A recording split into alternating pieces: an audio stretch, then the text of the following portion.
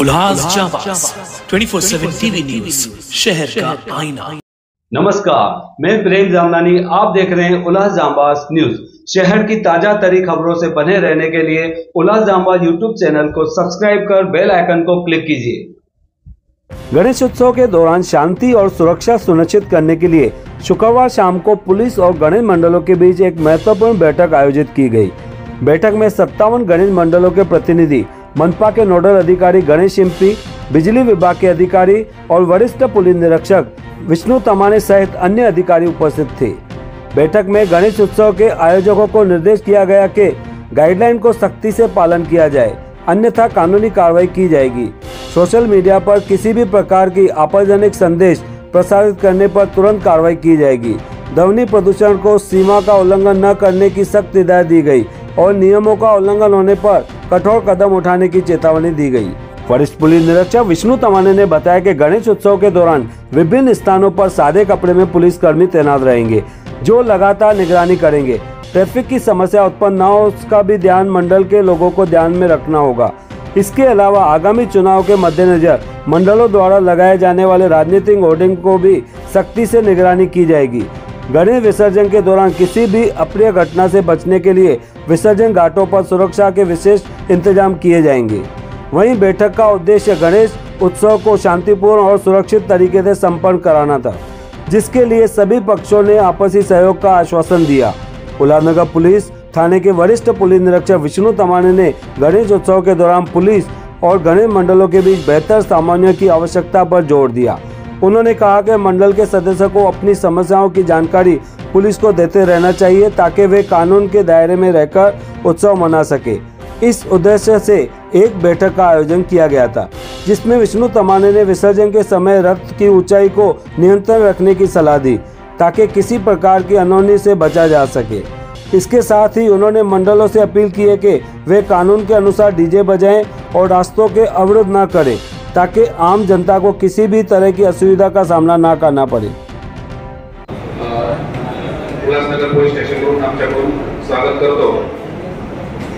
या वर्षीचा गणेश उत्सव हा तुमच्यासाठी नवीन नाही। प्रत्येक वर्षी गणेश उत्सव आपण चांगल्या पद्धतीने साजरा करतो। आमच्या नवीन अधिकाऱ्यांसाठी, म्हणजे उल्लासनगरमध्ये आम्ही या ठिकाणी आता नवीन आहे आणि नवीन अधिकाऱ्यांसाठी पहिल्यांदा उल्लासनगरचा गणेश उत्सव आम्ही पाहतोय। या अगोदर आम्ही पुण्यामध्ये काम केलेलं आहे। पुण्याचा गणेश उत्सव आपल्याला सर्वांना परिचित आहे। त्या ठिकाणचे कार्यक्रम, त्या ठिकाणची परंपरा, संस्कृती ही आपल्याला ऐकीव असं पाहिलं असं। उल्लासनगरमध्ये गणेश उत्सव साजरा करत असताना आपण नियमांचं काटेकोरपणे पालन करा, अशी पोलीस दलातर्फे आपल्याला विनंती करतो। आपण जर नियमांचं पालन काटेकोरपणे केलं तरच एखादा उत्सव चांगल्या पद्धतीने साजरा होऊ शकतो आणि ते आपण करू शकता। कारण आम्ही जर नियम घालून दिले तर ते म्हणजे पोलिसांनी सांगितले किंवा प्रशासनाने सांगितले असं होतं आणि तुमच्याकडून जर ते स्वइच्छेने पूर्ण झाले, म्हणजे तुम्ही एखाद्या मंडळाच्या कार्यकर्त्यांना जर सांगितलं की नाही असं करायचं आहे, हा मंडप अशा पद्धतीने लावायचा आहे जेणेकरून ट्रॅफिकला त्याचा अडथळा होणार नाही। ट्रॅफिकला जर अडथळा झाला, हा कुणासाठी, म्हणजे अडथळा कुणासाठी, हा तुमच्या परिसरातील लोकांसाठीच अडथळा आहे, आमच्यासाठी आहे का? आम्ही यांना ट्रॅफिक काढणार, तुमच्या परिसरातील लोक एखादा आजारी पडला त्याला 5 मिनिटात समजा एखादा दवाखान्यात जायचंय।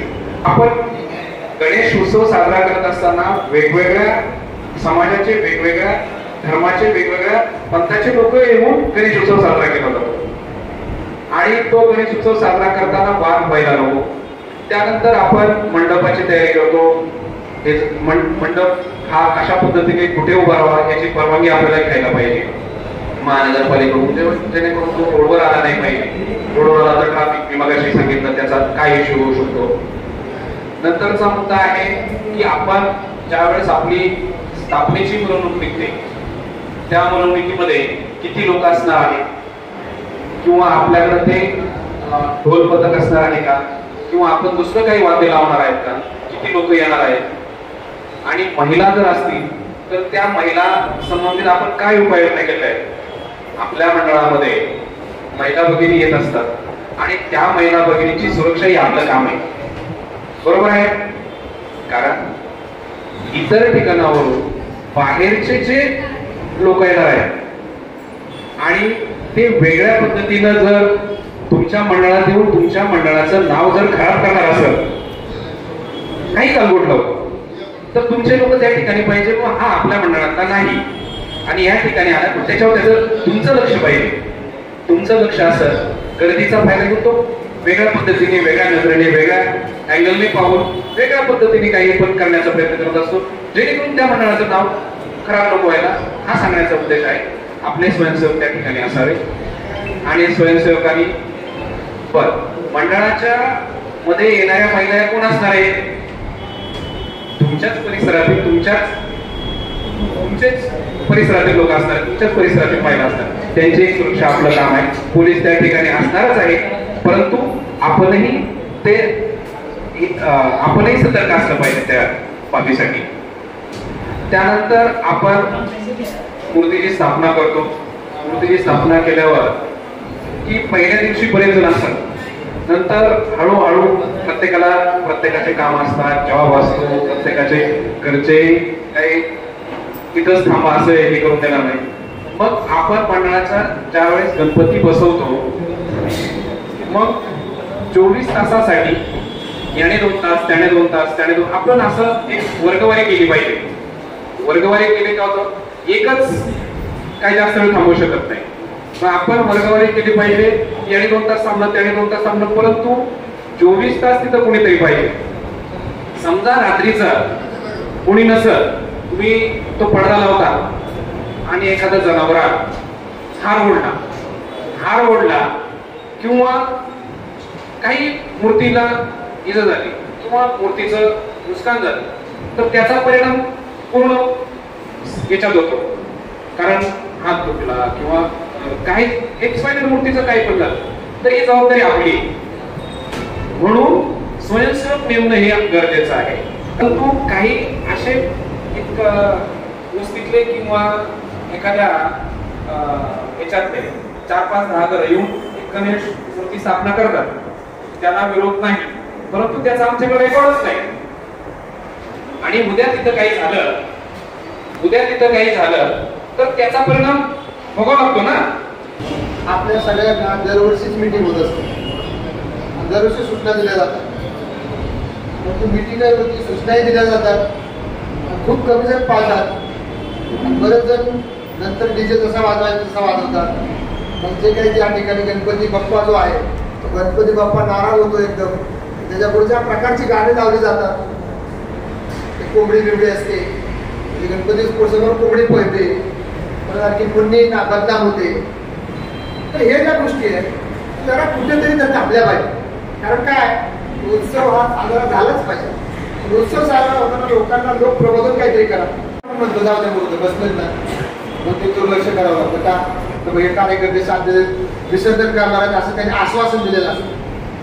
पण हे गणपतीच्या तिथंच जर तुम्ही पत्ते घेणार, तिथंच आणखी तो एखाद्याला बिडी वाढायची असेल तर बिडी वाटणार, किती पावलं तर आपलं जातं त्या आपल्या गोष्टीचं. स्वतःला ज्या गोष्टी पटतात त्या नक्की करा, ज्या पटत नाहीत किंवा ज्या लोक त्यांना त्यामुळे ते बघून येऊ शकतात त्या नक्की करू नका. त्या 2 तासासाठी ती गणपती मूर्ती त्याची दखल घ्यायची. तसेच की तिथं गणेश मूर्ती बसलेली असते, त्याच्यामध्ये हात टाकलेला असतो, त्या ठिकाणी शिडी येऊ शकते, इतर गोष्ट कुठलं जनावर येऊ शकतं आणि ते हात जे आहे ते करू शकतो. त्याच्यामुळे ती देखभाल करण्यासाठी ते लक्ष ठेवण्यासाठी कुणी गणपती बाप्पाला एकटं टाकून कुठलंही मंडळ झालं नाही, तर कमीत कमी दर 2 तासाला 2 कार्यकर्ते त्या ठिकाणी नेमलेले असतात आणि ते नेमलेले कार्यकर्ते ते त्या काळात हे करणार. याची जबाबदारी त्या अध्यक्षांचे पदाधिकारी आहेत त्यांची. आणि दुसरं की विसर्जनच्या काळात आणि त्या 10 दिवसाच्या काळात तुमचे जे काही स्वयंसेवक असतील ते स्वयंसेवक त्या ठिकाणी आहेत.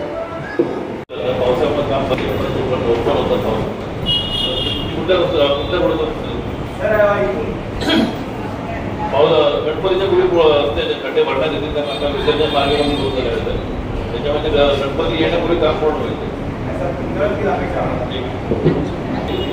की जे मंडळ सार्वजनिक जागेत किंवा गल्लीत रस्त्यावर मंडप लावतात त्यांनी मंडपासाठी परवानगी घ्यायची, त्यासाठी त्यांनी ऑनलाईन अर्ज करायचे. आमचं प्रभाग समिती कार्यालय गोलपणाला तिकडे मंडळाचे कार्यकर्ते जावं आणि अर्ज केल्यानंतर ऑनलाईन परवानगी त्यानंतर मंडप टाकावं. तोपर्यंत रस्त्यावर परवानगी मिळत नाही तोपर्यंत रस्त्यावर मंडप टाकावं. सगळ्यांना विनंती आहे. संजय दडपे, माझ्याकडे इकडं अतिरिक्त कार्यकारी अभियंता MSCBचा चार्ज आहे. तर आपल्या सगळ्यांना विनंती करण्यात येते की लाईट जी आहे आपण अधिकृत घ्यावे, अनधिकृतपणे घेऊ नये. तुम्ही ज्या दिवशी आमच्याकडे येऊन अप्लाय करताल त्या दिवशी आम्ही तुम्हाला लाईट देऊ, त्याबद्दल नाही. आणि पूर्ण अखंडित सप्लाय चालू ठेवण्याचा आम्ही प्रयत्न करू. काही एखादा फॉल्ट वगैरे होत असतो, पावसा पाण्याचे दिवस आहे, तर ते आम्ही लवकरात लवकर सॉल्व्ह करण्याचा प्रयत्न करू. ही मी आश्वासन करतो. मित्रमंडळ या संस्थेमध्ये आहे.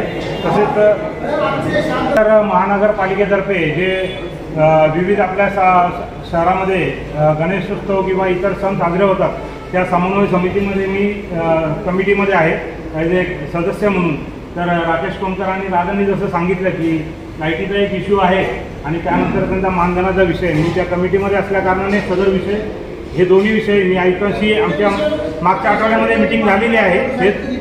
हे दोन्ही विषय मी आयुक्तांकडे मांडून त्यांचं जे प्रॉब्लेम आहे त्याचं निराकरण करण्याचा मी प्रयत्न करतो. तसेच सर अजून एक विनंती होती की आपल्या या परिसरातले जे सार्वजनिक गणेशोत्सव मंडळं आहेत हे विविध प्रकारचे सामाजिक कार्य करत असतात. त्यांच्या या 10 दिवसामध्ये विविध उपक्रम राबवत असतात. तर त्या कार्यक्रमास किंवा त्या उपक्रमास आपल्या सर्वांना विनंती आहे की त्या कार्यक्रमाची किंवा त्या मंडळाची आपण जर उपस्थित राहिलात आणि त्यांना पाठबळ दिलं तर त्यांचं मनोबल वाढतं आणि इतर मंडळं देखील त्या प्रकारचेच कार्यक्रम ठेवतील. तर आपल्या सर्वांना विनंती आहे की पोलीस प्रशासनातर्फे जे विविध मंडळं आयोजन करतात त्या कार्यक्रमात देखील आपण उपस्थित राहून त्या कार्यक्रमाची शोभा वाढवू. नक्की सर. हो. इसमें ऐसा है कि हर साल गणेशोत्सव रहता है, तो गणेशोत्सव में अलग अलग मंडल के कार्यकर्ता पदाधिकारी रहते हैं. तो वो गणेशोत्सव शांतिपूर्वक से होने के लिए और ये गणेशोत्सव के दरमियान जो मंडल के सदस्य हैं उनके और पुलिस के बीच में अच्छे तरह से कम्युनिकेशन होना जरूरी है. उनकी समस्या हमें पता चलना चाहिए और उन्होंने किस दायरे में रह के ये उत्सव साजरा करना है इसके बारे में ये मीटिंग बुलाया गया था. इसमें समाज प्रबोधन करने वाले प्रोग्राम्स रहेंगे. ये विसर्जन के टाइम में उनकी हाइट जो है, रथ की हाइट या जो है गणेश विसर्जन करने वाला जो व्हीकल है देखा हुआ है तो उसका हाइट और ये वेट ये दोनों हिसाब से रहना चाहिए ताकि कोई हादसा न हो. इस हिसाब से इंस्ट्रक्शन दिए गए हैं. उन्होंने तरह तरीके के साथ और डिसिप्लिन में ये करना चाहिए. और अगर कोई रास्ता बंद करता है, कोई ज्यादा आवाज में अगर डीजे लगाता है, साउंड पोल्यूशन करता है तो सुप्रीम कोर्ट ने जो नॉर्म दिए हैं वो अगर ब्रेक करते हैं तो फिर उसके ऊपर सुप्रीम कोर्ट के निर्देश से गुना दाखिल हो सकता है. तो इसलिए सब लोगों को इतना ही मेरा अपील रहेगा कि उन्होंने जो मेरोनुक निकलेगी, जो भी हो कार्यक्रम रहेगा तो पूरा कानून के दायरे में रह के करना जरूरी है और लोगों को तकलीफ ना हो, आवाज की तकलीफ ना हो. ये लोग से जाते भीड़ इकट्ठा होके जो रोड का क्राउड जो है तो एम्बुलेंस रहेगा, कोई बीमार आदमी है तो उसके जाने आने के लिए ठीक तरह से आ सके इस हिसाब से रोड पे उनका ये होना चाहिए स्मूथली फंक्शनिंग ट्रैवलिंग.